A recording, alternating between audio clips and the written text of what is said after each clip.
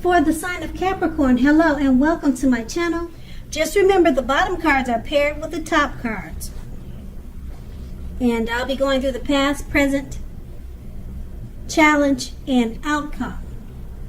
So we start with the past, Queen of Wands.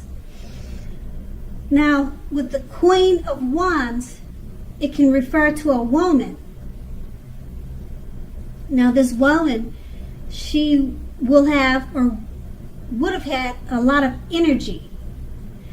Usually she's an Aries, Leo, Sagittarius. So that could have been who you were dealing with. But when we're not referring to an actual person, this card, it can stand for getting a lot accomplished. And it often focuses on work or career. So the Queen is a positive, uplifting energy. Now, when it does stand for a female, a woman in your life, she's a good friend. She's 100% on your side, even though she may seem a bit self-absorbed. So if you were trying to conceive in the past, and this card is showing up now, it's meaning that it's one of the most positive signs that there can be. So if you're trying to conceive maybe 3 months ago or 2 months ago, it's a positive sign that it can happen. And this card is paired with the Two of Wands. Now, with the Two of Wands, it would have been important for you to keep your balance in every way that you could have in the past. Now, it would have been even to the point of mundane, boring things. Boring things like eating the right foods, getting enough rest. Now, the Two of Wands, it often indicates a partnership with another person. Now, this can be, or it could have been a business, or personal, or both. The Two of Wands, it reminds us to stay mindful of the give and take that's required for successful relationships. So, in the past, if you were feeling out of balance, you should have known, or you should have realized that things were about to get substantially better. You needed to keep your eyes on the prize that you were looking for, metaphorically, and remain or try to become positive. Now, that's the past. Now we move on to the present. We have the Nine of Wands. Now, this can indicate anxiety and worry, being burdened and keyed up over concerns. The first and the best step is to try to take action such as deep breathing and calming down. So don't let the things that you're worried about overwhelm you. Take it one day at a time, 1 hour at a time, if that's what you feel you need to do. Now, at least some of the worries will very likely turn out to be imaginary, just all in your head.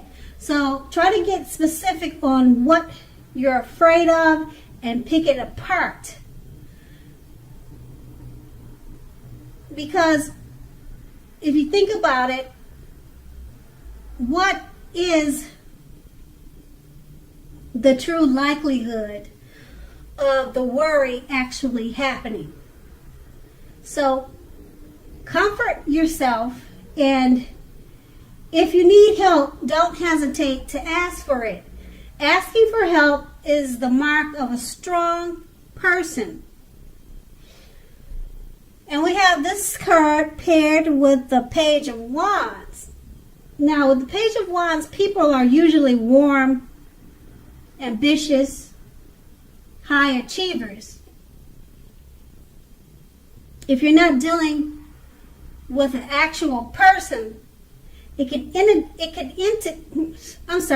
Page of Wands can indicate the energy of distraction.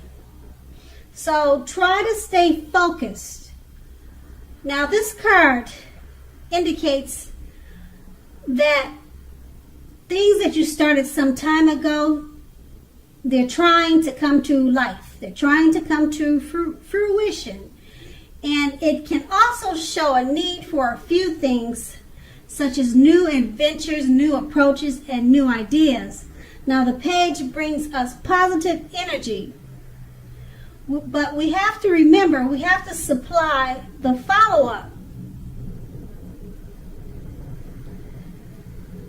So with these two cards paired together, the Nine of Wands is about anxiety and worry. You're keyed up over certain matters, certain concerns, and it's more than likely all in your head, imaginary. You can see by looking at the picture that's on the card. But being that it's paired with the Page of Wands, I would say it's imaginary too, because like I said, it's paired with the Page of Wands, and it's letting you know that things that you're trying to do previously, they're all coming to light. They're coming to fruition. They're happening for you. New adventures also, new things, your new approaches and new ideals, they're all coming to life. So the Page of Wands is letting you know that the Nine of Wands, the anxiety that you're experiencing, is definitely all for nothing. It's all in your head because, like I said, the Page of Wands, it lets you know that you were worrying for nothing and everything is happening for you in a great way. And that's your present. Now, let's move on to the challenge. We have the Nine of Pentacles. Now, this is one of the most uplifting and encouraging cards in the tarot. Now, this can mean that your financial worries are over for a while. And basically, things in general, overall, they'll be going better than you thought ever possible. So make sure to enjoy this great energy and share your wealth and happiness with others. And this card is paired with the Three of Swords. Now, you could be feeling a little sad or blue because with this card coming up in a reading, it's an element of sorrow that is undeniable. But what lies on the other side of any type of sorrow or